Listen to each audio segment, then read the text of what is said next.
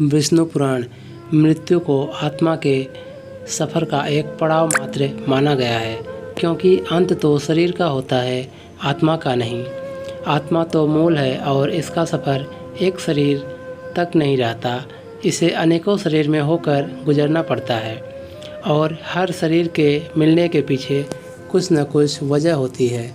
ऐसा विष्णु पुराण, गीता और अन्य शास्त्रों में बताया गया है। लेकिन आत्मा का लक्ष्य भटकना नहीं होता है, बल्कि उसे परतत्व यानी मोक्ष प्राप्त करना होता है। मोक्ष वह है जब आत्मा का संयोग परमात्मा से होता है।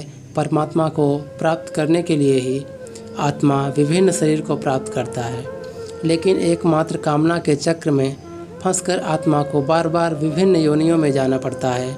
जड़ भरत की कथा है कि वह एक महान संत राजा थे। प्रजा का पालन भी वह धर्मपरायण होकर करते थे।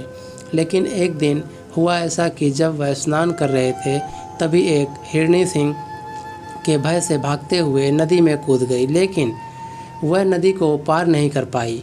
हिरणी गर्भवती थी और जल में ही उसे प्रसव हो गया। उसने एक हिरणी को जन्म दिया और वहीं मृत्यु को प्राप्त हो गई।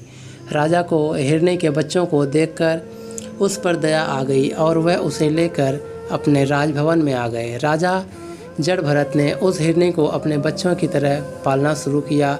हिरणी भी राजा से बहुत स्नेह करने लगी थी और राजा के आगे पीछे खेलती रहती, जिसे देखकर राजा जड़ भरत आनंदित होते रहते।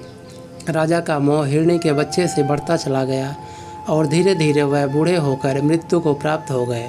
लेकिन मृत्यु के समय भी उस हिरणी ने उनका मोह समाप्त नहीं हुआ। वह उसी के बारे में सोचते रहे। परिणाम यह हुआ कि उन्हें मनुष्य योनि से एक पशु योनि में जाना पड़ा और वह स्वयं उस हिरणी की गर्भ में आ गए और हिरण के रूप में उनका अगला जन्म हुआ। इस तरह इस कथा में बताया गया है कि मनुष्य मृत्यु के समय जिस भाव से भावित रहता है, उसी भाव से उसे अगला जन्म प्राप्त होता है। गीता में भी कहा गया है कि मृत्यु काल में भगवान में जिनका मन लगा रहता है, वही मोक्ष को प्राप्त होता है।